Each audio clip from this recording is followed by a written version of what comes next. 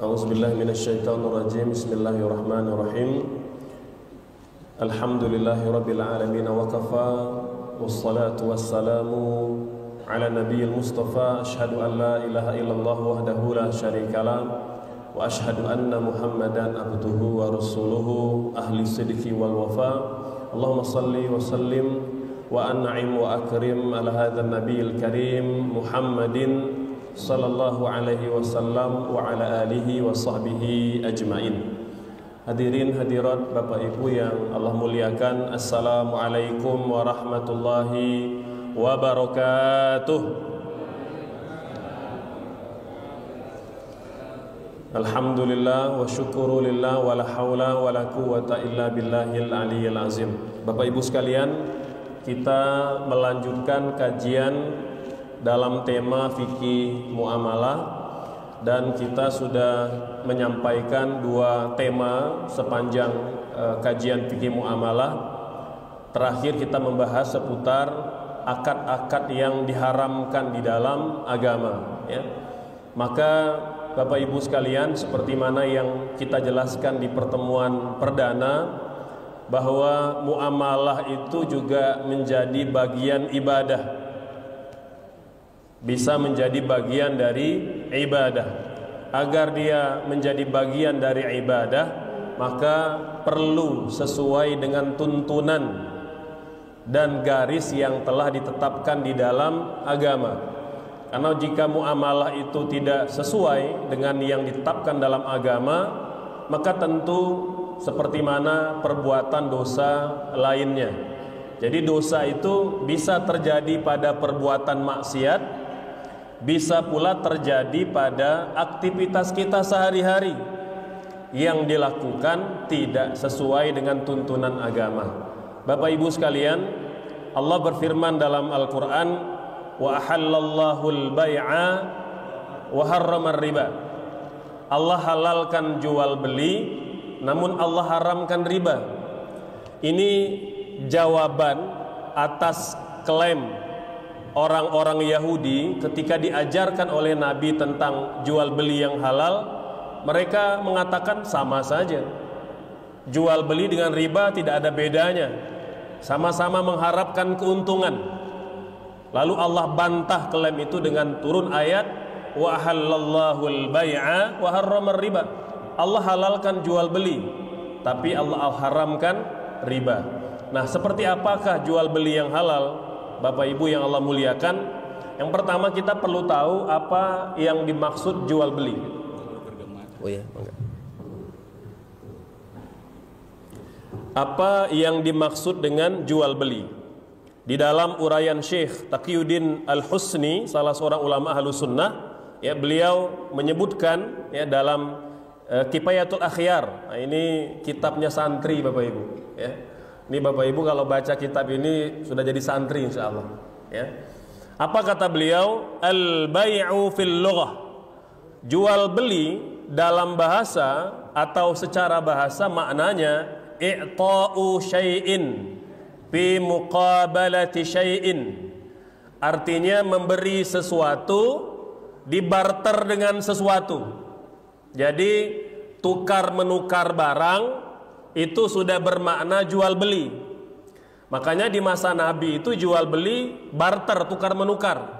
Beli kambing dengan kurma, beli gandum misalnya ya dengan kulit unta, begitu. Jadi barter. Karena memang jual beli itu prinsip dasarnya adalah tukar menukar barang. Baru ada alat tukar ya, atau mata uang yang kita kenal itu kan nanti belakangan baru ada. Adapun dalam syariat, muqabalatu malin bimalin qabilaini litasarrufi biijabin wa qabulin ala wajhil ma'dzuni fi. Adapun dalam aspek syariat, jual beli itu maksudnya adalah tukar menukar harta dengan harta.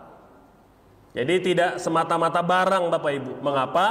Kalau harta itu artinya dia dibatasi dengan sesuatu yang berharga. Maka seperti mana yang kita jelaskan pada pertemuan terdahulu, tidak boleh jual beli sesuatu yang tidak bernilai, sesuatu yang tidak ada harganya. Karena yang namanya jual beli harus sesuatu yang bernilai. Qabilaini litasarrufi, dan harta tadi itu dapat digunakan, dapat dimanfaatkan. Jangan sampai kita jual beli barang tidak bisa dimanfaatkan. Saya jual burung-burung yang ada di udara itu, nggak bisa kita manfaatkan. Dilihat, hanya bisa dilihat saja gitu. Ya. Atau saya jual apa misalnya, ya, sesuatu yang tidak dapat kita pegang atau kita sentuh atau kita manfaatkan. Ya misalnya saya dijual ini belut listrik ini yang ada di kolam, nggak bisa dipakai.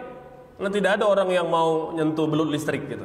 Nah ini Bapak Ibu sekalian, biijabin wa qabulin ala wajhil ma'zuni fi. Dan ada ijab qabulnya, seperti mana yang ditetapkan, diizinkan di dalam syariat. Jadi wajib ada ijab qabul. Meskipun nanti ulama berbeda pendapat, ijab qabulnya seperti apa? Apakah harus dengan lisan, atau boleh dengan tulisan, atau boleh dengan bahasa isyarat, atau tanpa ada serah terima yang verbal, artinya cukup dengan kerlingan mata begitu, ya, atau kedip mata udah jadi, atau gimana gitu.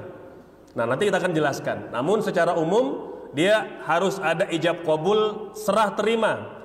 Karena kalau ada serah terima artinya yang punya barang itu memastikan barang itu sudah rela dijual, dan yang membeli rela membeli barang yang dimaksud. Nah, Bapak Ibu sekalian, Allah memberikan pedoman di dalam Quran surah An-Nisa ayat 29. A'udzubillahi minasyaitonirrajim. Ya ayyuhalladzina amanu la ta'kulu amwalakum bainakum bil batil. Wahai orang-orang yang beriman, jangan makan atau jangan saling memakan harta sesama kalian secara batil, tidak sah. Jadi tidak boleh kita mengambil, memakan harta orang lain tanpa kebenaran, ya, tanpa sesuatu yang legal, gitu. Illa an takuna tijaratan an taradim minkum, kecuali melalui jual beli yang kalian saling meridhoi antara para pihak yang terlibat transaksi. Wala taqtulu anfusakum innallaha kana bikum rahima. Bapak Ibu sekalian, dalil ini kata para ulama sebagai dasar pijakan adab dan akhlak serta etika dalam jual beli yang dipraktikkan Nabi. Seperti mana tema kita jual beli seperti Nabi. Maka Nabi tidak akan berjual beli Bapak Ibu sekalian kalau ada atau ada pihak yang tidak ridho dengan barang yang akan kita beli. Itu persyaratan mutlak, maka tidak boleh memaksa orang menjual barangnya. Ini kita bahas pada pertemuan sebelumnya. Ada akad namanya akad ikrah, ya, memaksa orang untuk menjual barangnya atau setuju dengan harga yang kita inginkan. Tawar menawar boleh Bapak Ibu, tapi tidak boleh memaksa. Ya, saya berikan contoh dulu seperti kita beli sayur atau beli lauk pauk di pasar, boleh menawar, boleh. Nabi juga menawar. Ya, para sahabat itu jago-jago menawar Bapak Ibu. Ada seorang sahabat saking pintarnya menawar, itu setiap kali Nabi kasih uang beli 1 kambing, pasti dapat 2 kambing. Dan selalu ada kembaliannya. Kalau kita mungkin kambingnya nggak dapat, uangnya berkurang gitu ya. Sahabat tidak, tuh jago-jago menawar Bapak Ibu. Jadi kalau disuruh beli kambing, datang dengan 2 kambing dan masih ada uang kembaliannya. Ini dasar bahwa dalam jual beli Islam boleh tawar menawar, tetapi tentu dengan kerelaan, keridhaan para pihak yang terlibat. Tidak boleh ada paksaan. Selanjutnya Bapak Ibu sekalian, Nabi bersabda pada hadis Al-Bazzar dan Al-Hakim. Nabi ditanya oleh para sahabat, usaha apa yang paling baik? Ya, ayyul kasbil atyab, kata sahabat. Jadi usaha apa yang paling baik, yang paling thayyib? Nabi bersabda, amalur rajuli biyadihi apabila seseorang itu bekerja, ya, itu dengan tangannya sendiri. Wa kullu bai'in mabrurin, dan setiap jual beli yang baik. Jadi Nabi mengatakan, Bapak Ibu, ternyata di antara usaha yang terbaik itu jual beli, serta semua pekerjaan yang kita lakukan dengan tangan kita sendiri. Artinya mungkin semacam skill tertentu yang kita miliki, melalui tangan kita bisa menghasilkan sesuatu yang halal gitu. Kemudian Nabi juga bersabda pada hadis Al-Baihaqi, innamal bai'u antaradin. Jual beli yang halal, jual beli yang sah, syarat utamanya adalah ridho meridhoi antara para pihak. Nah, ini Bapak Ibu, di antara dalil yang mendasari jual beli. Oleh sebab itu ulama menjelaskan setidaknya dalam jual beli itu ada 3 rukun yang wajib terpenuhi. Nggak boleh sampai berkurang atau tidak terpenuhi. Seperti mana sholat, Bapak Ibu. Kalau kita sholat tidak baca Al-Fatihah misalnya, atau sholat tidak berniat, maka tidak sah sholatnya. Begitulah jual beli. Kalau tidak terpenuhi 3 rukun ini, tidak sah jual belinya. Syarat yang atau rukun yang pertama, ada 2 orang yang bertransaksi, muta'aqidaini atau al-aqidaini, ya, yang terdiri dari penjual dan pembeli. Jadi tidak sah jual beli itu kalau tidak ada penjualnya atau tidak ada pembelinya. Ya, misalnya apa? Ada tanah yang kita tertarik mau beli. Udah, saya mau beli tanah ini, tapi tidak ada yang jual, atau pemilik tanah tidak bermaksud menjual, maka tidak boleh kita memaksa. Karena apa? Karena jual beli itu harus ada 2 pihak yang mau bertransaksi, satu pihak menjual, satu pihak membeli. Ya. Nanti dijelaskan pula di antara persyaratan 2 orang yang mau bertransaksi ini, Bapak Ibu sekalian, dia harus mumayyiz. Dia mengerti tentang konsekuensi jual beli. Oleh sebab itu ulama sebenarnya tidak membenarkan jual beli anak kecil kecuali didampingi orang tua, ya, atau mungkin pada kadar jumlah harta yang kecil, ya, mungkin hanya beli permen saja itu masih diperbolehkan. Nah, tapi kalau ada anak kecil belum baligh, belum mumayyiz, transaksi jual beli mobil itu nggak boleh, Bapak Ibu, karena nilainya besar, ya. Jadi harus orang yang berakal dan mumayyiz, dia tahu konsekuensi dari jual beli tadi, ya. Karena kalau sudah ada jual beli maka tidak boleh dibatalkan, gitu. Kemudian rukun yang berikutnya adalah adanya sigat atau lafaz yang menunjukkan pernyataan jual beli antara lafal ijab dan lafal qabul, ya. Nah, ini merupakan pendapat dalam mazhab Syafi'i, Bapak Ibu sekalian. Makanya dalam mazhab Syafi'i itu urusan jual beli itu ketat sekali. Ya, di antara Muslim Indonesia yang masih mengamalkan ini umumnya di Pulau Sumatera atau Pulau Kalimantan. Itu masih mengamalkan ini. Jadi kalau di pasar itu begitu sudah mau serah terima barang, saya beli ya barangnya, terus kata penjual, "Ya, saya jual barangnya." Begitu.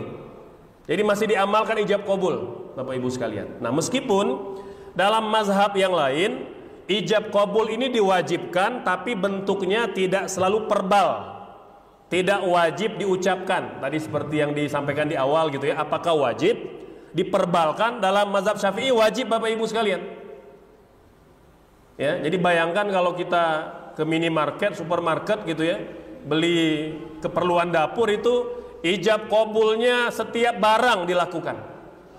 Saya beli gula 1 kilogram dengan harga 35.000 dibayar tunai.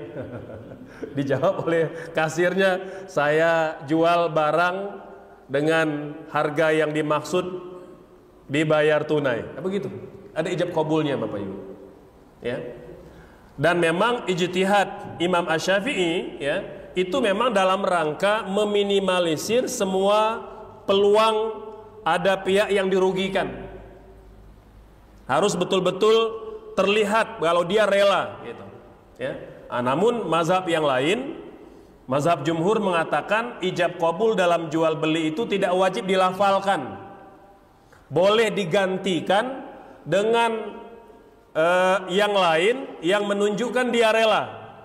Misalnya kalau dia bisu bisa dengan tulisan atau bisa dengan isyarat. Ya. Bahkan Bapak Ibu sekalian, di antara ijab kabul yang paling ringan dalam pandangan para ulama adalah kalau dia sudah menyerahkan uang sebagai pembeli, penjual menyerahkan barang, itu sudah dianggap ijab kabul. Karena dia tidak akan menyerahkan barang, tidak akan menyerahkan uang kalau dia belum ridho. Ya, maka ini diantara dinamika pendapat di kalangan para ulama, gitu. Ya, maka Bapak Ibu sekalian, seperti mana fatwa Majelis Ulama Indonesia, begitu pula fatwa ulama dunia.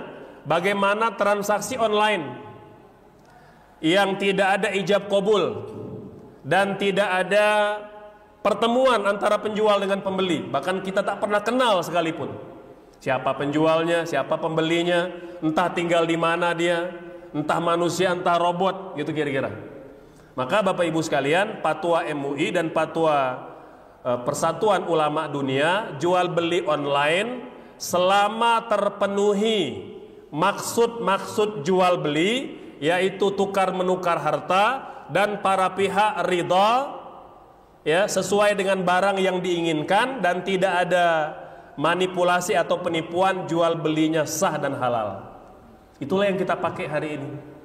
Ya. Karena ya tadi cukup menyulitkan memang kalau kita masih menerapkan rukun jual beli konvensional seperti mana pendapat Imam Asy-Syafi'i. Tapi tentu Imam Asy-Syafi'i berpahala, sudah berijtihad di masanya. Ya, namun cara itu atau metode itu pada pandangan ulama lain pada hari ini menyulitkan dan tidak memungkinkan. Dan ada kaedah Bapak Ibu sekalian dalam fikih gitu ya, bahwa apabila sudah tercapai maksudnya, maka dia sudah mencapai atau telah dianggap halal. Substansinya sudah terpenuhi, maka dia dianggap halal. Seperti mana tadi Allah nyatakan di dalam Al-Quran. Apa substansinya? Illa antakuna tijaratan antaradim minkum. Kalau sudah saling ridho, itu substansinya. Adapun ijab kabulnya sudah diwakili dengan saling ridho meridhoi, gitu ya. Baik, Bapak Ibu sekalian, yang ketiga, barang yang ditransaksikan unsur al-ma'qud alaih terdiri dari harga dan barang. Jadi ketika kita barter atau jual beli itu ada harganya, ada barangnya, gitu ya. Nah ini diantara rukun jual beli. Selanjutnya Bapak Ibu sekalian, yang perlu kita perhatikan dalam jual beli yang Nabi praktekkan agar kita mendapat pahala dari jual beli itu adalah ada prinsip-prinsip jual beli. Yang pertama, barang dan jasa yang diperjualbelikan adalah barang yang halal dan bermanfaat. Jadi tidak boleh jual beli barang yang haram, jual beli miras, jual beli narkoba, jual beli token judol gitu, judi online gitu. Nah ini kota Bandung darurat judi online Bapak Ibu. Saya kemarin diajak diskusi dengan beberapa praktisi zakat. Alhamdulillah tahun 2024 ini zakat yang terhimpun dari masyarakat Muslim Indonesia itu tertinggi sepanjang sejarah. 1 triliun rupiah Bapak Ibu. Alhamdulillah. Tertinggi, belum pernah ada zakat bisa mencapai angka itu. Itu angka tertinggi sepanjang negara ini berdiri. Tapi Bapak Ibu sekalian, dibandingkan dengan judi online, nilai transaksinya, ini baru judi online nih, belum judi offline itu, yang di warung-warung itu belum terhitung itu. Judi online saja, nilai transaksinya per 2024 jumlahnya 300 triliun Bapak Ibu. Subhanallah. 1:300. Zakat 1 triliun, nilai transaksi Bapak Ibu, nilai transaksi online, judi online itu 300 triliun rupiah. Ya, jadi kalau uangnya dinaikkan di atas kontainer, panjangnya kontainer itu kurang lebih 300 km Bapak Ibu. Itu uang 300 triliun. 300 km berarti Bandung Jakarta, itu sepanjang itu uang. Itu nilai transaksi judi online. Subhanallah Bapak Ibu sekalian, itu diantara ujian terbesar kita di Indonesia. Ya, jadi satu sisi ada fenomena umat kembali kepada agama yang menggembirakan, gitu ya. Majelis-majelis mulai ramai, masjid-masjid semarak, ya, banyak yang bangun pesantren, bangun masjid. Kita gembira Bapak Ibu sekalian, ya. Anak-anak kita banyak yang sejak usia SD sudah berkerudung, rapi, tutup aurat, ya. Artinya kalau malam tahun baru sudah jarang yang kelihatan di jalanan, gitu ya. Tapi ini hal yang masih sangat disayangkan, gitu. Jadi nilai transaksi judi online-nya masih besar, gitu, ya. Kemarin saya diundang oleh Bapak Kepala Dinas Pendidikan ngasih ceramah di depan kepala sekolah negeri dari TK sampai SMA. Ada persoalan tingginya angka perceraian di kalangan ASN Bapak Ibu. Di antara penyebabnya judi online. Subhanallah. Jadi udah membahayakan Bapak Ibu, ya. Jadi ada istri yang berbulan-bulan, bahkan ada yang lebih dari 1 tahun tidak dinafkahi, dia dan anak-anaknya, karena suami sibuk beli slot judi online. Subhanallah. Jadi ya sampai ada yang gugat cerai, minta cerai karena tidak tahan dengan suami yang terlibat judi online. Jadi Bapak Ibu sekalian, ini hal yang kita wajib waspadai anak-anak kita, gitu ya. Jadi perlu juga sekali-sekali kita tanya, ya, bagaimana pergaulan dan transaksi mereka, jangan sampai mereka terlibat judi online, ya. Dan kemarin Bapak Ibu di salah satu podcast ternama lah di Indonesia, saya nggak sebut, itu mantan bos judi online, dia terus terang ngomong, terus terang Bapak Ibu, katanya judi online itu semua settingan, katanya. Siapa yang menang, siapa yang rugi diatur oleh bandarnya. Subhanallah. Udah tipu-tipu Bapak Ibu. Itu kalau kita mau pakai akal sehat. Jadi bandar itu yang nyeting. Siapa yang menang, siapa yang kalah, gitu ya. Dan setiap yang menang itu sudah diperhitungkan. Ya, dia ngasih mungkin 100 juta receh-receh dibagi-bagi kepada orang, gitu ya, biar jadi buzzer aja. Oh yuk kita main slot judi online, gitu. Akhirnya banyak yang beli juga. Ya. Dan yang nauzubillahnya, ya, banyak juga pejabat yang terlibat, gitu ya. Kemarin kan di DPR RI 25 orang dipanggil karena terindikasi menjadi endorsement atau menjadi, ya, bagian dari judi online. Nah ini Bapak Ibu sekalian, ya. Jadi di antara prinsip jual beli dalam Islam, tidak boleh jual beli barang yang haram. Itu satu, yang haram. Yang kedua, tidak boleh jual beli barang yang tidak bermanfaat. Ya, maka Bapak Ibu sekalian, jual beli, ya, permainan yang dapat melalaikan itu oleh mayoritas para ulama juga diharamkan. Gitu. Jadi boleh kita jual beli permainan yang memang masih ada manfaatnya, ya, misalnya untuk anak-anak, untuk remaja, gitu ya, atau beberapa jenis olahraga permainan yang masih dapat ditoleransi. Tapi ada barang-barang yang memang tidak ada faedahnya. Gitu, ya. Nah, ini diantara prinsip yang pertama. Dalam hadis Nabi bersabda, Allah melaknat orang-orang Yahudi dan Allah haramkan kepada mereka untuk menjual lemak-lemak yang telah menjadi bangkai. Lalu mereka menjual itu, memakan hasil penjualan. Maka Bapak Ibu sekalian, itu diantara sebab Allah melaknat orang-orang Yahudi. Dan Nabi bersabda, wa innallaha idza harrama ala qaumin akala syai'in harrama alaihim thamanahu. Nabi, Bapak Ibu sekalian, kalau mengharamkan sesuatu, maka diharamkan pula hasil dari penjualannya. Ada yang nanya, Ustadz, boleh nggak saya terima sedekah dari orang yang menjual miras? Ustadz, boleh nggak saya mendapat uang dari germo atau yang punya bisnis hiburan malam? Bapak Ibu sekalian, Nabi bersabda, Allah jika mengharamkan sesuatu, mengharamkan pula hasilnya.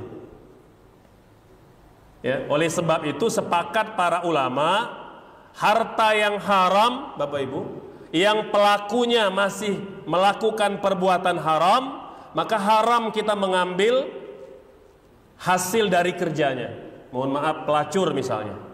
Ya kan, ini ada tren misalnya, oh nggak apa-apa kalau dia pelacur asal dia rajin sedekah, dia rajin infak, dia rajin zakat. Ada yang begitu Bapak Ibu. Ini penceramah di TV ini, ya. Itu sudah ditegur oleh MUI, ya, karena menyatakan sesuatu yang diharamkan oleh Nabi. Jadi kalau ada orang yang masih bermaksiat, ya, dia menjual dirinya, lalu dia menggunakan harta untuk menjual dirinya, bayar zakat, pergi haji, berinfak, bersedekah, semuanya tidak diterima oleh Allah Subhanahu wa taala selama dia belum bertaubat. Ya, kalau dia sudah bertaubat, meninggalkan perbuatan maksiat, lalu ada harta yang dulu pernah dia kumpulkan dari perbuatan dosa, sebagian ulama memperbolehkan itu digunakan untuk keperluan publik. Mungkin mau bangun jalan, bangun jembatan, beli ambulan, nambal jalan-jalan berlubang, penerangan jalan, tuh boleh kalau dia sudah bertaubat. Tapi kalau dia belum bertaubat, masih berbuat maksiat, sepakat para ulama Bapak Ibu bahwa hartanya tidak boleh kita terima, itu diharamkan. Maka jangan sampai kita, nah termasuklah masjid Jami Al Hidayah ini, jangan sampai nanti ada bandar narkoba gitu ya. Ini Pak Ustadz, saya mau ngasih uang 1 M gitu ya untuk masjid. Nah itu kalau kita tahu Bapak Ibu, itu haram digunakan, haram kita terima untuk masjid, nggak boleh. Ya. Kalau perihal kita nggak tahu, ya, taunya belakangan, nah itu semoga Allah maafkan. Tapi kalau kita udah tahu di depan, maka haram kita menerima. Ya. Nabi bersabda, innallaha thayyibun, Allah itu maha baik, la yaqbalu illa thayyiban, dan Allah tidak menerima melainkan yang thayyib. Arti dari harta yang halal, gitu. Ya.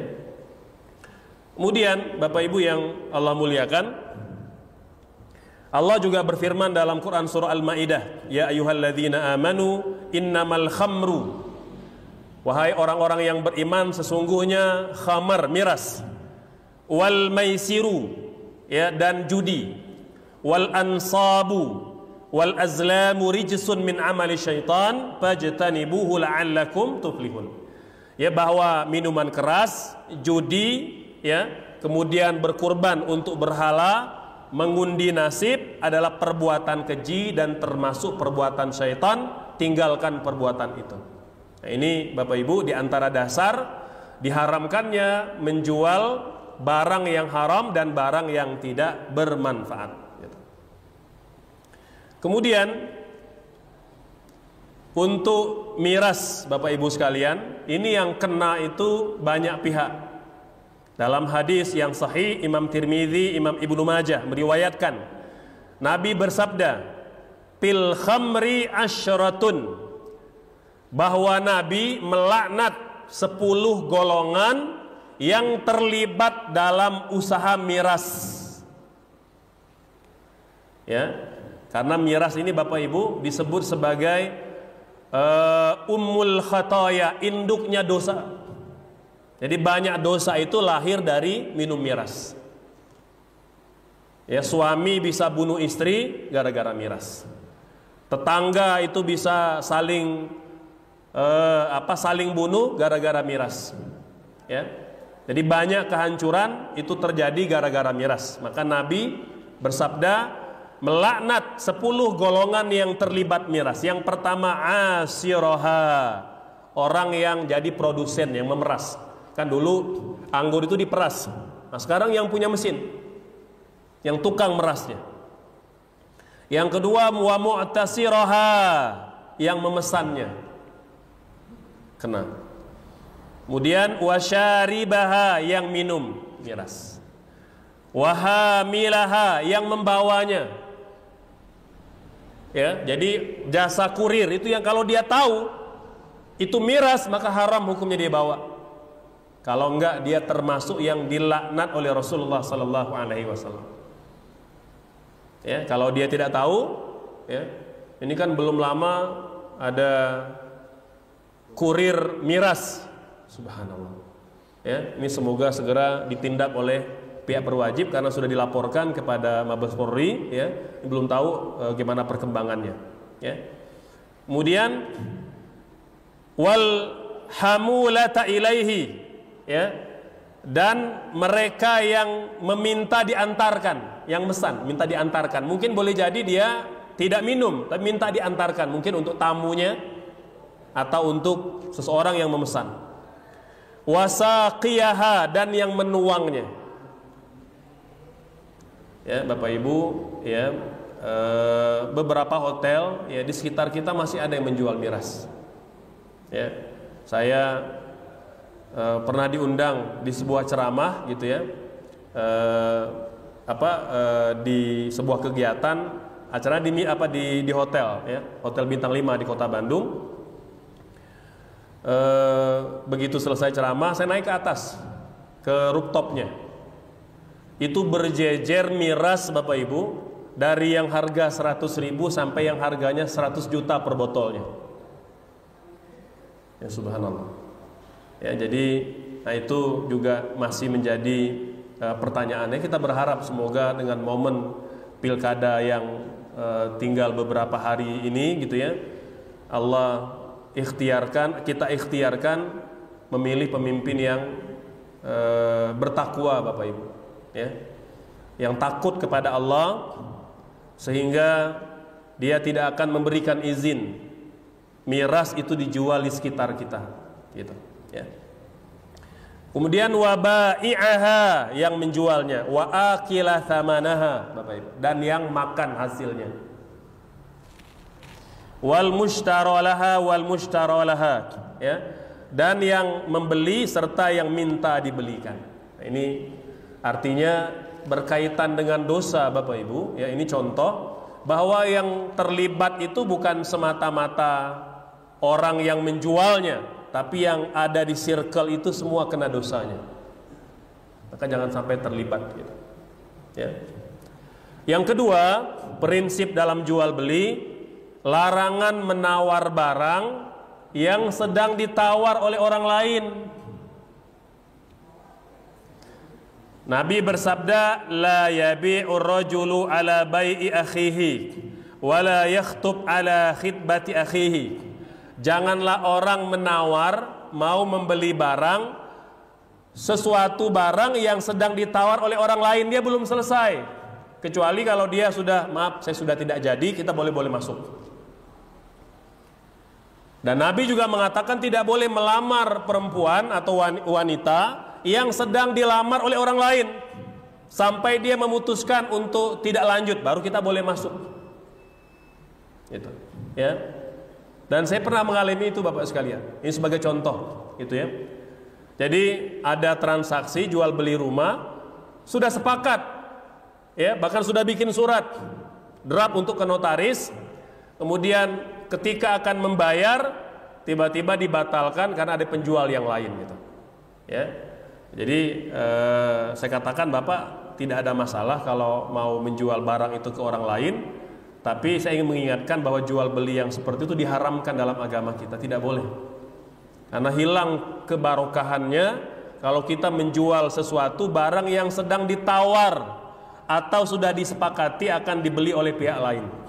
Ya mungkin karena harganya ditawar lebih tinggi dan lain sebagainya, gitu ya. Berbeda dalam konteks kalau kita sedang lelang, Bapak Ibu. Kalau lelang itu kita semua sepakat, siapa yang ngasih harga tertinggi dialah pemiliknya, itu boleh. Tapi dalam jual beli yang tertutup, ya harus selesai dulu dengan satu pihak. Kalau memang tidak dilanjutkan, baru pihak baru boleh masuk. Jadi nggak boleh kita main masuk saja, gitu ya, karena ada batas-batasnya, gitu. Ya, seperti halnya wanita yang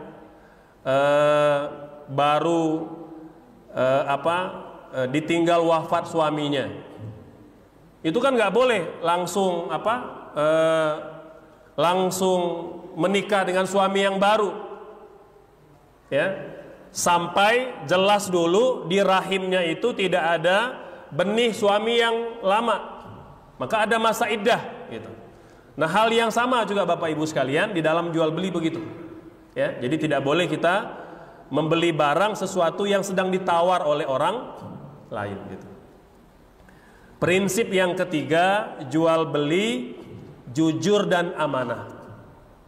Nabi bersabda, at-tajiru as-saduku al-aminu ma'an nabiyyin wasiddiqin wasyuhada. Seorang pedagang yang jujur, kata Nabi, terpercaya kelak pada hari kiamat dikumpulkan bersama dengan para nabi, orang-orang jujur dan para syuhada. Jadi mulia, Bapak Ibu. Ya, pedagang yang jujur dan terpercaya itu kelak dikumpulkan bersama dengan para nabi, orang-orang jujur dan para syuhada. Nah, ini diantara 3 prinsip yang perlu kita perhatikan di dalam berjual beli, gitu ya. Demikian Bapak Ibu sekalian penjelasan seputar jual beli seperti Nabi. Semoga kita dapat mengamalkan apa saja yang telah Nabi tekankan kepada kita dalam prinsip-prinsip berjual beli. Insya Allah di pertemuan akan datang kita akan lanjutkan seri yang kedua, dan ada beberapa prinsip-prinsip lain yang juga perlu kita terapkan di dalam berjual beli. Mangga barangkali ada pertanyaan dari Bapak Ibu, kita persilakan. Terima kasih Ustaz. Alhamdulillah kita sudah mendengarkan suatu bahasa yang ini muamalah, ya, artinya dalam keseharian. Ya, karena orang ada yang serius memperhatikan, ada yang ya cuek saja lah. Nah, ini karena sudah dianggap biasa. Nah, kalau sekarang sudah diungkap mengenai tentang jual beli, ya, karena nanti pendampingannya itu tidak jauh dengan riba. Makanya tadi Allah mendampingkan, ya, Allah mendampingkan hal bagi orang berriba itu berdampingan, tidak seperti akimus shalah atau zakat, gitu. Tidak bisa dipisahkan antara jual beli dengan riba. Itu dibahasnya adalah atau dalam hadis, dalam Al-Quran terutama itu berdampingan. Ya, mudah-mudahan dengan paham kita diingatkan kembali sebenarnya, karena kita juga sudah tahu mengenai tentang jual beli. Nah, cuma untuk karena sudah biasa begini-begini seolah-olah itu tidak ada hukum. Nah, maka alhamdulillah pada subuh pagi ini kita sudah diberikan pencerahan kembali mengenai tentang jual beli. Silakan bagi Bapak Ibu, ini terutama di sini ahli bisnis semua ini, teman-teman bagi ibu-ibu tiap hari itu bisnis semua, makanya harus tahu bagaimana caranya. Silakan Pak. Ya, mangga Pak RW, silakan. Terima kasih. Assalamualaikum warahmatullahi wabarakatuh. Waalaikumsalam warahmatullahi wabarakatuh. Jadi kembali ke masalah riba, ya, ini masih agak sama-sama. Ceritanya ini ada satu pekerjaan yang memerlukan dana kelas 10 juta. Nah, kemudian kami datang ke bank. Kemudian dari bank ditawarkan boleh pinjam 10 juta dengan tenornya 10 bulan. Dari 1 bulan 1 juta gitu ya. Kemudian ditawarkan dengan biaya aplikasi 500.000 pada saat pertama. Jadi bukan bunga ya. Nah itu administrasi gitu ya. Administrasi bisa dicicil, bisa tidak. Nah apakah itu yang namanya administrasi itu masuk riba atau tidak? Dan kedua adalah kita tidak boleh memakan riba gitu ya. Nah 500.000 itu kan kami yang menerima uang itu tidak memakan riba itu. Tapi yang menerima itu adalah yang memakan itu adalah bank sendiri. Ya. Nah, mohon penjelasan. Terima kasih. Baik, satu orang lagi silakan. Ada apa saja? Ya. Nanti juga bisa ke ibu-ibu ya, Ustaz. Ya. Waalaikumsalam warahmatullahi wabarakatuh. Waktu saya dulu masih kecil, saya sering melihat di kampung, ya, bentuknya barang dan barang. Saya kan, misalnya ini barang yang sama, kita itu dan itu lagi tidak sama. Sekarang saya punya beras Cianjur. Saya tukarkan dengan beras, misalnya beras yang kualitasnya kurang baik, tapi yang kayu ini bisa ditukarkan dengan misalnya jadi satu lagi setengah. Ya, bukan dua, itu bagaimana kalau dibolehkan dengan barang yang sama. Kemudian tadi yang dipertanyakan oleh Pak RW itu kan saya pertanyakan, berarti yang menerima riba itu adalah bank. Saya pertanyakan, apakah karyawan bank itu termasuk orang yang makan riba? Masya Allah. Terima kasih. Misalkan Ustaz dulu. Ya, baik. Yang pertama administrasi, apakah termasuk riba? Administrasi tidak termasuk riba. Ya, administrasi itu Bapak Ibu sekalian biaya yang ditetapkan oleh sebuah lembaga atau instansi dalam memfasilitasi terjadinya pinjam meminjam. Itu bisa terjadi tidak hanya di perbankan, bisa di koperasi, bisa di sekolah, bisa dimanapun gitu. Ya, dan selama jumlahnya wajar, kita selaku peminjam setuju boleh, itu diperbolehkan gitu ya. Jadi sebagai biaya yang mungkin diperlukan untuk membuat surat menyurat ya, mungkin nanti juga ada membayar notaris misalnya untuk penguat ya, pinjam-minjam antara kedua belah pihak itu diperbolehkan. Jadi tidak termasuk riba. Kemudian tentang tukar menukar beras tadi ya. Jadi tukar menukar beras Bapak Ibu sekalian, ulama punya dua pendapat. Jadi ada dinamika di kalangan para ulama. Pendapat yang pertama, dia termasuk riba yang diharamkan. Karena ilatnya sama, kan kata Nabi, tidak boleh tukar menukar barang yang sejenis ya, yang ilatnya adalah ilat riba, yang ada kelebihan di salah satu timbangannya. Jadi kalau kita mau tukar beras ya, beras A dengan beras B, walaupun kedua-dua beras ini beda kualitas, kalau mau ditukar harus sama timbangannya. 10 kilo, 10 kilo ditukar. Tidak boleh ada yang lebih berat, walaupun dia ditukar dengan beras yang lebih bagus. Mengapa? Karena kata ulama pendapat yang pertama mengatakan di kalangan orang Arab, kurma dan gandum itu adalah komoditi riba. Itu makanan pokok yang mereka makan. Nah, di kita di Indonesia karena makannya adalah makan nasi, ya, beras maksudnya, maka beras itu ilatnya sama. Ilat riba atau ilat haramnya sama.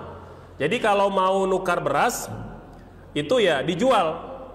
Itu dijual dulu baru kita beli beras yang baru. Nah, gitu Bapak. Ini pendapat yang pertama. Pendapat yang kedua mengatakan, oh tidak termasuk riba. Karena Nabi mengatakan riba itu pada komoditi tertentu saja. Apa? Kata Nabi, at-tamru bit-tamri, al-burru bil-burri, al-milhu bil-milhi, al-zahabu bil-zahabi, al-fiddatu bil-fiddati. Ya. Jadi riba itu kata Nabi ada pada emas, ada pada perak, ada pada gandum halus, gandum kasar dan garam. Beras tidak masuk pada kategori ini. Nah, ini pendapat yang kedua Bapak Ibu sekalian. Dan pendapat yang kedua ini memang banyak juga ya dianut oleh banyak kiai, banyak ulama di Indonesia.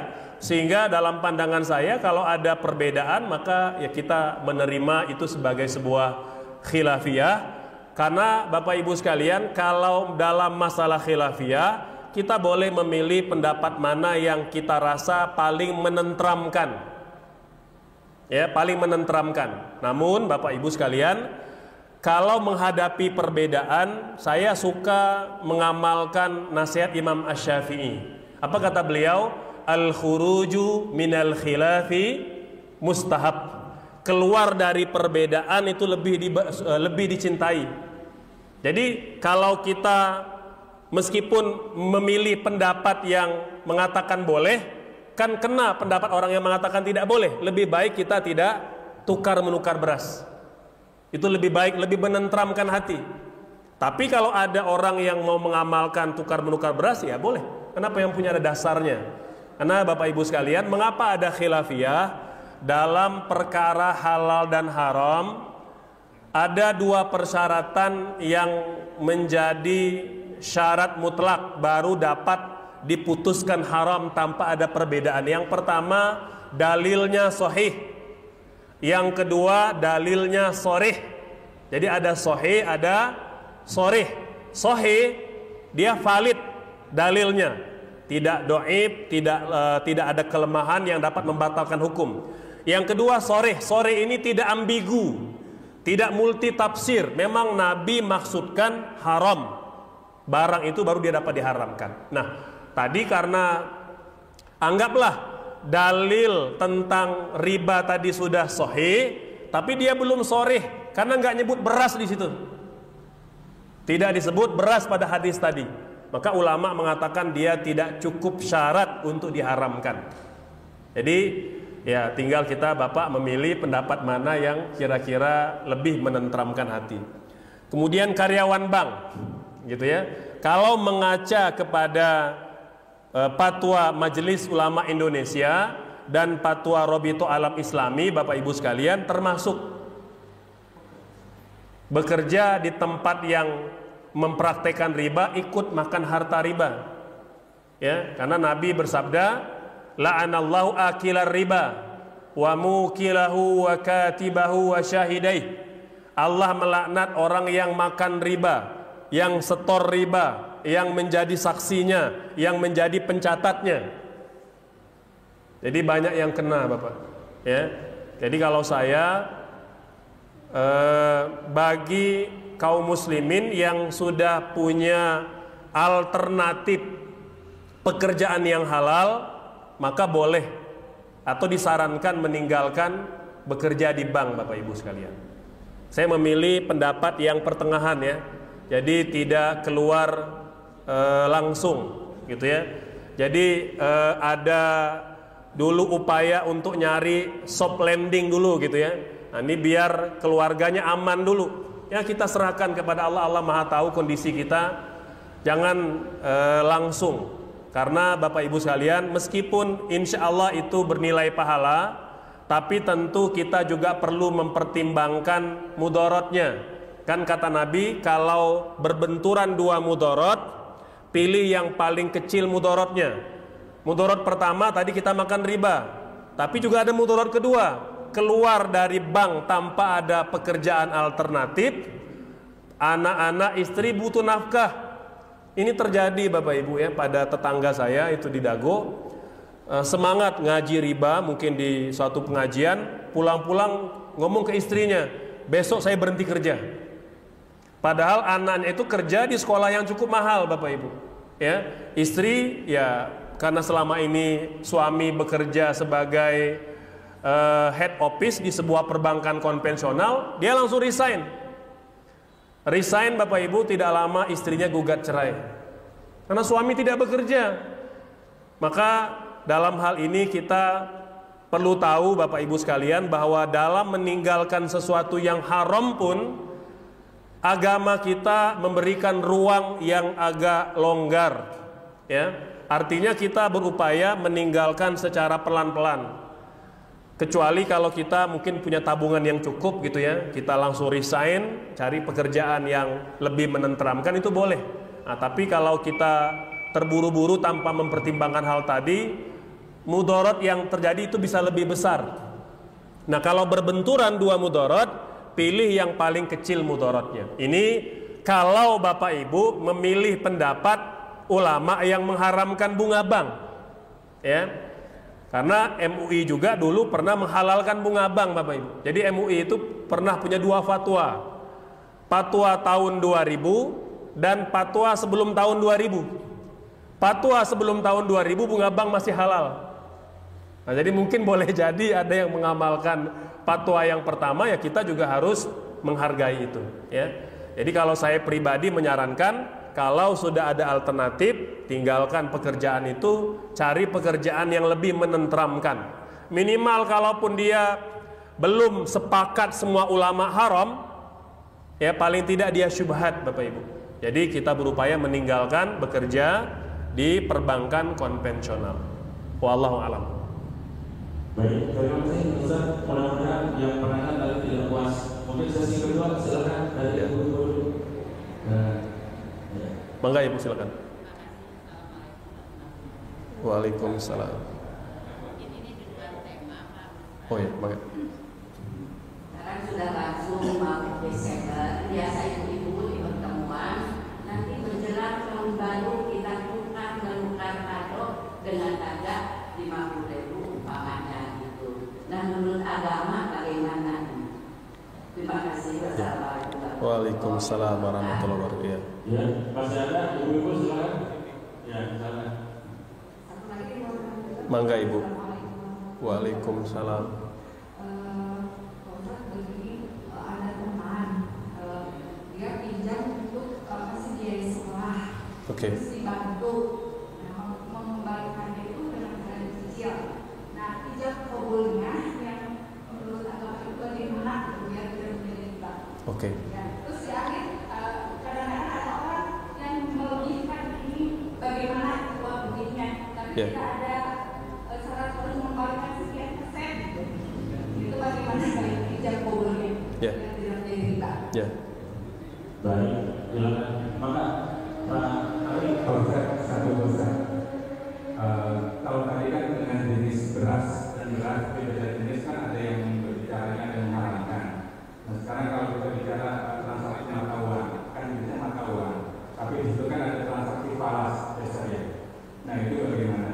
Karena kan untuk jenisnya mata uang apakah berbeda, misalnya Ya. ayat rupiah sama dolar dan sebagainya. Ya.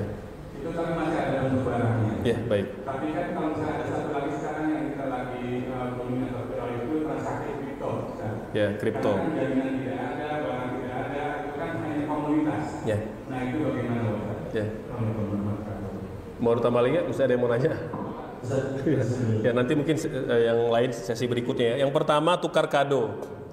Bapak Ibu, mungkin Ibu yang bertanya bingung karena mungkin sempat terbaca poster gitu ya. Itu kan ada yang bikin poster dan itu muncul biasanya memang kalau sudah musim-musim family gathering itu muncul poster itu. Posternya waspada, tukar menukar kado haram. Itu gitu ya. Dalilnya katanya karena itu termasuk gharar. Tidak jelas karena yang ngasih dan yang terima nggak tahu apa kadonya. Nah, Bapak Ibu kita perlu dudukkan. Yang pertama, Bapak Ibu sekalian, Nabi bersabda pada hadis yang sahih, naha an-nabi an bai'il gharar. Nabi melarang jual beli yang mengandung gharar. Apa itu gharar? Sesuatu yang tidak jelas. Tidak jelas barangnya, kayak jual beli kucing dalam karung istilahnya gitu. Nggak jelas barangnya. Makanya kalau kita jual beli barang itu harus jelas. Jenisnya, kualitasnya, warnanya itu harus tahu ya, asli atau KW itu harus tahu ya. Begitu pula jelas pula soal harga, nggak boleh udah bawa aja dulu nanti kita bicara harga, itu nggak boleh. Ketika kita sudah mau jual beli motor misalnya itu harus putus berapa harganya. Perihal nanti kita mau nawar tuh boleh disusul, tapi kalau harga di awal harus jelas, karena kalau tidak jelas maka dia gharar. Nah, hadis ini dipakai untuk mengharamkan tukar menukar kado, maka dia tidak apple to apple Bapak Ibu sekalian. Gitu ya. Mengapa? Karena yang Nabi haramkan itu jual beli. Sementara tukar menukar kado itu sumbangan sukarela, hadiah. Sama seperti suami istri tukar menukar kado, mungkin anniversary ke 50 tahun misalnya gitu ya. pengen tukar-tukar kado nih. Suami ngasih hadiah rahasia, istri juga begitu. Kemudian tukar-menukar dianggap haram. Nah, ini salah Bapak Ibu. Makanya di dalam berfatwa itu ada ilmu namanya maharatul ifta. Ilmu bagaimana berfatwa dan bagaimana menggunakan dalil agar tidak salah menggunakan dalil, ya. Semangatnya boleh semangat mengajarkan umat, tapi belajar juga cara menggunakan dalil. Makanya ulama melarang Bapak Ibu orang yang tidak punya ilmu itu berfatwa. Kata Umar bin Abdul Aziz, rahimallahu mra'an arafa qadra nafsi. Allah merahmati orang yang tahu kadar dirinya. Bapak Ibu, Nabi bersabda, man abta bi ghairi ilmin, orang yang berfatwa tanpa ilmu, kayak tadi itu mengharamkan tukar menukar kado tanpa ilmu, dia nggak tahu, dia belajar hadis dari buku, bukunya buku terjemah pula, nggak pernah ngaji, nggak pernah nyantri, menyimpulkan sendiri hukumnya. Kan ada gharar tuh dalam tukar menukar kado, udah haram katanya. Kata Nabi, orang yang berfatwa hukum tanpa ilmu dilaknat la'anathu malaikatus sama'i wal ardi, dilaknat seluruh malaikat di langit dan malaikat di bumi. Jadi nggak main-main Bapak Ibu, urusan fatwa ini nggak boleh sembarangan.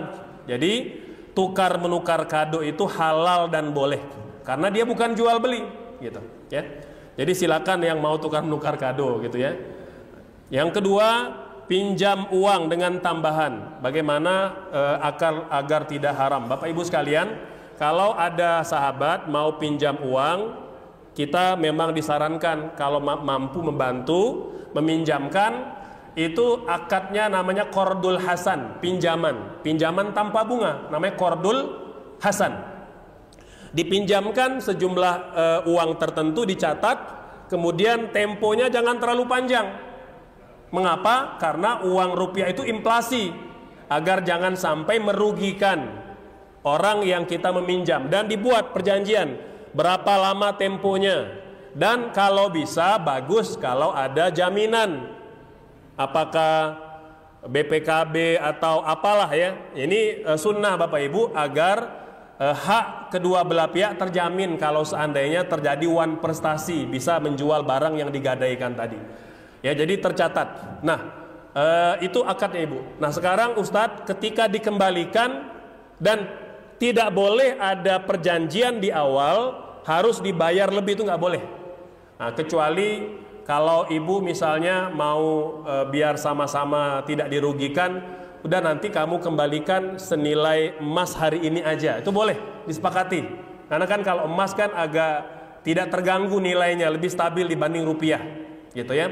Nah, kalau sudah diperjanjikan, nanti tatkala dikembalikan sesuai tenor.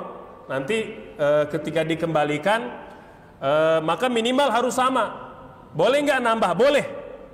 Nambah atas pokok pinjaman diperbolehkan asal tidak dipersyaratkan di awal. Itu boleh. Bahkan Nabi menyarankan Bapak Ibu, kalau kita ada orang berbuat baik, balas kebaikannya dengan yang serupa atau yang lebih baik. Begitu. Jadi kalau kita minjam 1 juta, dikembalikan 1.100.000 boleh. Sebagai bentuk ihsan, ya, perbuatan baik asal tidak dipersyaratkan. Dan tidak harus uang, misalnya kembali 1 juta plus 1 kresek jeruk misalnya, boleh gitu, sebagai tanda ucapan terima kasih. Itu begitu Ibu. Kemudian mata uang, ya, kripto dan lain-lain. Bapak Ibu sekalian, mata uang itu dalam Islam bukan alat tukar, bukan komoditi, tapi alat tukar. Jadi sejatinya kalau kita jual beli falas itu untuk keperluan saja. Kita mau berangkat haji kan perlu real, beli real. Kita mau ke Jepang butuh yen, beli yen. Kita mau ke Amerika butuh dolar, beli dolar. Jadi semata-mata karena kebutuhan saja, bukan dalam rangka jual beli atau komoditi. Itu nggak boleh Bapak Ibu sekalian. Karena mata uang dia nilainya fluktuatif sehingga ada selisih, itu yang dihindari. Maka menghindari riba dalam mata uang itu menjadikan mata uang sebagai alat tukar, bukan komoditi, gitu ya. Nah, termasuklah kripto. Makanya sampai hari ini belum ada sertifikat halal MUI untuk kripto itu, karena satu tadi nilainya fluktuatif, dan dia itu sangat spekulatif Bapak Ibu. Jadi ini kapan beli ini nih, dan jadi udah kayak saham aja, kapan dibeli, kapan dijual, dan perubahan itu kadang hitungan detik bisa berubah nilainya, ya. Dan dia hanya terbatas di zona atau di tempat tertentu aja, mungkin di antara sesama pemilik akun kripto, yang lain nggak bisa. Jadi karena dia terbatas. Dan Bapak Ibu, kripto sampai hari ini juga belum menjadi mata uang legal. Walaupun sudah ada usaha ya tunggu saja. Kalau nanti sudah legal seperti mana mata uang yang lain ya nggak ada masalah. Kita perlakukan seperti mana mata uang yang lain. Wallahu a'lam. Ya. Masih ada? Silakan Pak Ali.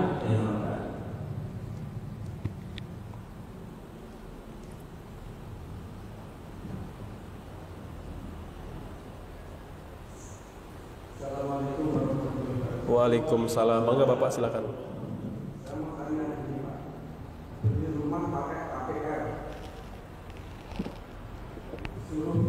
ada yang bilang suruh konvensional banknya, ada yang bilang pakai syariah saja.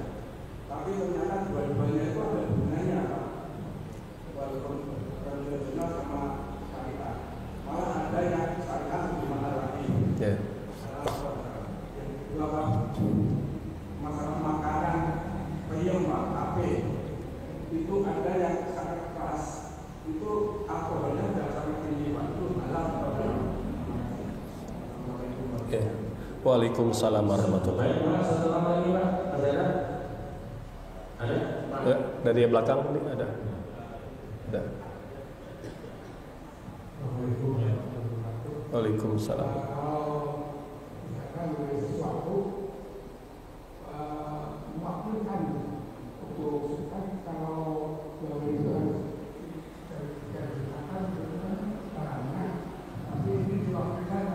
Oh, diwakilkan ya.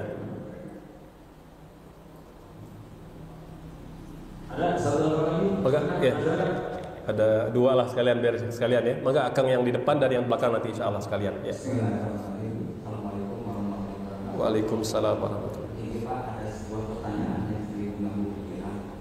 Ketika ada teman atau saudara dekat yang pinjam uang dengan cara yang kecil gitu Pak ya, biasanya cuma 100.000, 200.000.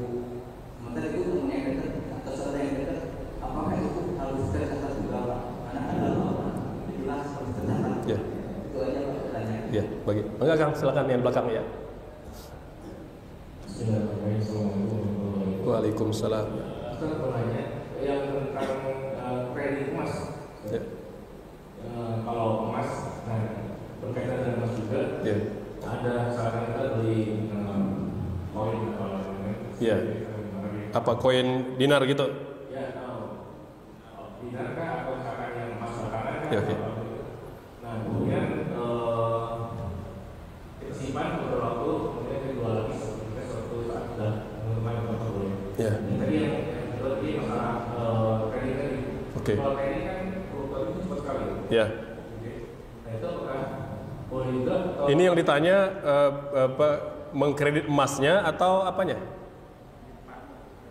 Kenapa? Jadi misalkan saya kredit nih, saya kredit sendiri. Oke. Kemudian saya misalkan Menjual dengan cara kredit atau gimana? saya ikut kreditnya. Oh, oke. Saya ikut kreditnya. Oke. Jual beli emas gitu ya? Iya, jadi dengan nilai emas di pasaran. Oh ya, yang turun naik gitu ya? Oke. Gimana? Oke, baik. Jual beli emas lah gitu kira gitu ya? Jual beli nilai emasnya gitu. Ya. Oke, baik. Ya, langsung saja Ustaz. Ya. Yang pertama, beli rumah KPR antara konven dengan syariah. Bapak Ibu sekalian, kalau di konven namanya bunga, kalau di syariah namanya margin. Itu berbeda Bapak. Walaupun memang ada kelebihan. Kalau di konven itu bunga, jadi Bapak minjem uang ke bank. Bank minjemin duit, lalu kita beli rumah dengan uang tadi, kita dikenakan bank bayar pokok plus bunga. Itu begitu. Kalau di syariah juga, cuma yang konven mengambil untung dengan cara mengambil bunga, kalau yang syariah dengan merubah akadnya. Dan memang begitu Bapak Ibu sekalian. Ya samalah seperti mohon maaf. Contohnya mungkin agak kurang bagus. Ya kayak orang yang mau bersama dengan seorang wanita gitu ya. Kan ada yang selonong boy aja tidak pakai akad nikah gitu ya. Ada yang pakai akad nikah. Kan sama-sama dapat kenikmatan. Yang pertama caranya haram, yang kedua caranya halal dengan pakai akad saja. Begitulah Bapak. Jadi dalam Islam itu sebenarnya banyak akad-akad yang haram itu bisa halal dengan akad saja. Nah, yang terjadi di konven Bapak, dia adalah pinjaman berbunga. Bank itu minjemin Bapak uang. Bapak lalu membayar hutang pokok ke bank beserta bunganya. Di bank syariah itu dirubah akadnya. Tidak pinjaman, tapi jual beli. Bagaimana caranya? Bank beli rumahnya. Jadi bank itu beli dulu rumahnya. Lalu rumah itu dijual kembali ke Bapak dengan margin. Dia beli ke developer harga 1 miliar, dijual ke Bapak 1,5 M. Untung 5,5 M. Itu namanya margin dan itu halal Bapak. Nah, jadi intinya tinggal ya survei saja mana yang paling murah gitu ya. Dan saya pernah Bapak, ini survei by data gitu ya. Survei beli kendaraan kredit. Ya, artinya secara cicilan ke bank konven dan ke bank syariah. Kan banyak info katanya lebih mahal dan sulit gitu ya. Saya coba lakukan riset dengan cara langsung melakukan. Dan terbukti Bapak Ibu ternyata memang banyak hoak di luar sana. Saya bukan sedang membela bank syariah, tapi ingin kita bicara adil. Karena ternyata sebenarnya justru lebih murah. Dan kalau di bank syariah itu dia bisa flat Bapak. Jadi Bapak nyicilnya flat. Sementara kalau di bank konven itu kan dia bunganya fluktuatif. Tiba-tiba di setelah 4 tahun baru kebayar bunganya doang. Gitu. Pokoknya belum. Nah, sementara kalau di bank syariah itu kan dia flat cicilannya. Jadi Bapak Ibu sekalian, kalau untuk pengadaan rumah atau kendaraan saya tetap menyarankan melalui bank syariah atau koperasi syariah. Sekarang juga ada BMT syariah gitu ya, itu bagus kita lewat situ. Nah, kalau dalam kondisi kita sudah beli, sudah terlanjur nih KPR dengan konvensional, ya segera selesaikan. Semoga Allah menerima uzur kita, karena boleh jadi kita belum tahu ilmunya, kita sedang berupaya untuk mengamalkan Islam secara sempurna. Begitu Bapak ya. Berikutnya peyem yang alkoholnya tinggi. Kalau Bapak niatnya mabok, haram hukumnya. Jangankan makan peyem, Bapak makan durian, niatnya mabuk, haram. Karena semua makanan itu ada potensi mabuknya. Coba Bapak makan durian sebakul gitu, itu bisa mabuk. Jadi bergantung niat. Kalau memang yang dimakan itu bukan miras, ya. Kecuali kalau Bapak minum miras yang betul-betul miras, walaupun cuma sedikit lalu kata Bapak, kan saya tidak niat mabuk, itu nggak boleh. Karena miras memang dibuat untuk mabok. Kalau peyem bukan untuk mabok Bapak. Nggak ada orang bikin peyem untuk mabok. Tapi kalau Bapak meniatkan memakan sesuatu yang halal dengan niat mabok, haram. Saya tanya Bapak Ibu, lem itu halal atau haram? Lem halal. Tapi kalau niatnya play kayak anak-anak remaja dulu kan ngelem itu, haram hukumnya. Walaupun itu lem. Juga ada Bapak Ibu sekalian, ini aneh juga ya. Ada istri ngidam bau bensin. Itu sampai dia mabuk itu haram, saya katakan. Kalau sampai dia mabuk itu haram hukumnya. Jadi ada istri ngidam nyium bau bensin. Kalau semata-mata nyium biasa nggak ada masalah, tapi kalau niatnya mabuk maka dia haram. Jadi apa saja yang baik diniatkan buruk maka dia menjadi haram. Gitu. Jual beli diwakilkan boleh Bapak. Dulu Khadijah beli barang di Syam, dia nyuruh Rasulullah. Jadi Nabi itu dulu jadi agennya Khadijah, jual beli barang, wakil beliau, itu boleh. Gitu ya. Jadi diperbolehkan jual beli dengan wakil. Kemudian pinjaman anak kecil ya wajib tercatat dengan siapapun dan dengan usia berapapun, sekecil apapun. Makanya ulama mengatakan mencatat itu dia sunnah muakkadah, sunnah yang sangat ditekankan. Karena bimbang nanti terjadi ya hal-hal yang tidak diinginkan. Karena boleh jadi ya orang bisa berubah. Karena kalau soal uang Bapak Ibu, Masya Allah, orang sudah bisa lupa hubungan nasab keluarga. Jadi upayakan kita menulis. Jual beli emas ya, yang harganya fluktuatif. Bapak Ibu sekalian, emas ini kata para ulama hari ini telah menjadi komoditi. Karena dia telah menjadi komoditi, maka nilai yang turun naik di pasaran itu menjadi barang biasa halal, boleh. Seperti mana mungkin rumah juga harganya turun naik, tanah harganya turun naik karena dia komoditi. Ya, mengapa di masa Nabi emas, perak itu tidak boleh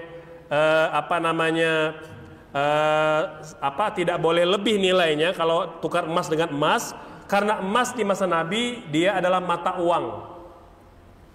Kata ulama dalam kaidah fikih, al-hukmu yaduru ma'illatihi wujudan wa adaman. Hukum sesuatu itu dia nempel bersama dengan sebabnya. Ada sebabnya, ada hukumnya. Hilang sebabnya, hilang hukumnya. Nah, emas di masa Nabi itu tidak boleh dibarter dengan emas kecuali nilainya sama. 1 gram ditukar dengan 1 gram, nggak boleh. 1,5 gram ditukar dengan 1 gram, itu nggak boleh. Dia harus sama, karena dia termasuk komoditi ribawi. Hanya saja di masa Nabi emas itu dia mata uang, maka tidak boleh ditukar menukar kecuali sama timbangannya. Hari ini Bapak Ibu dianggap bahwa kita boleh jual beli kredit emas dan boleh jual beli emas karena emas seperti komoditi biasa. Jadi kalau mungkin boleh jadi sekarang itu apa yang sedang naik turun harga itu misalnya, ya katakanlah yang naik turun itu misalnya harga cengek atau harga cabai, sama dia turun naiknya harga di pasaran itu masih dapat terkontrol Bapak Ibu. Dia berbeda dengan kalau dia mata uang. Tadi mengapa kita katakan berbeda antara mata uang dengan komoditi biasa? Karena kalau mata uang dia alat tukar, tak boleh ada jual beli karena dia sangat fluktuatif nilainya. Karena pada dasarnya prinsip mata uang itu alat tukar. Sementara kalau komoditi dia akan turun naik. Emas turun naik, perak turun naik, harga rumah turun naik. Maka ketika kita perjualbelikan tidak ada masalah, karena dia bukan mata uang. Ya, semoga jelas begitu ya. Walaupun memang ada pendapat di luar sana segelintir ya, atau sebagian kecil masyarakat kita di Indonesia yang memilih pendapat mengharamkan jual beli emas secara kredit, karena katanya kalau emas harus tunai dan tidak boleh online. Itu memang di masa Nabi emas karena dia mata uang harus tunai, tidak boleh kredit dan harus bertemu serah terima barang dalam satu waktu. Namun pada hari ini Fatwa Majelis Ulama Indonesia mengatakan emas hari ini sudah bukan lagi mata uang. Dia sudah berubah jadi komoditi, jadi barang, maka boleh jual beli online emas, boleh kredit, walaupun harganya fluktuatif. Jadi bagi yang trading emas nggak ada masalah, ya, karena dia menjual komoditi. Mau trading emas, mau trading kambing, mau trading sapi boleh, nggak ada masalah, karena dia akan mungkin fluktuatif harganya. Wallahu a'lam. Ya, alhamdulillah. Mungkin dibatasi saja. Insya Allah nanti bagi kita di dalam pertemuan berikutnya kita bisa membahas dan Bapak Ibu bisa dipersiapkan pertanyaannya. Ya, mudah-mudahan apa yang sudah dibahas pada pagi ini sudah menambah daripada keilmuan kita, karena ini sebetulnya sangat pokok ya dalam bermuamalah. Salah satu bentuknya baru salah satu saja, jadi baru jual beli. Bagaimana nanti pinjam meminjam, utang piutang, gandeng menggandeng, sewa menyewa, masih banyak gitu. Kalau mau apa masih banyak. Nah, Bapak sewakan rumah, sewakan mobil dan sebagainya, itu sewa menyewa itu ada hukumnya secara khusus. Ya, jadi kita harus mengetahui. Untuk pagi ini kita cukupkan sampai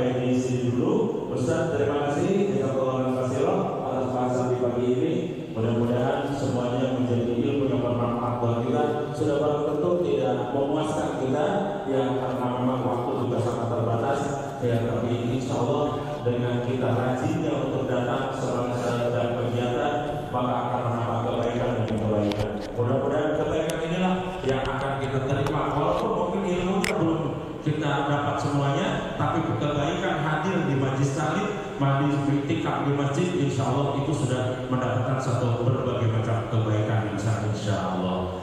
Alhamdulillah, Ustaz sekali lagi saya aturkan terima kasih atas kehadiran di subuh pagi ini dan sudah membahas berbagi ilmu yang begitu sangat penting.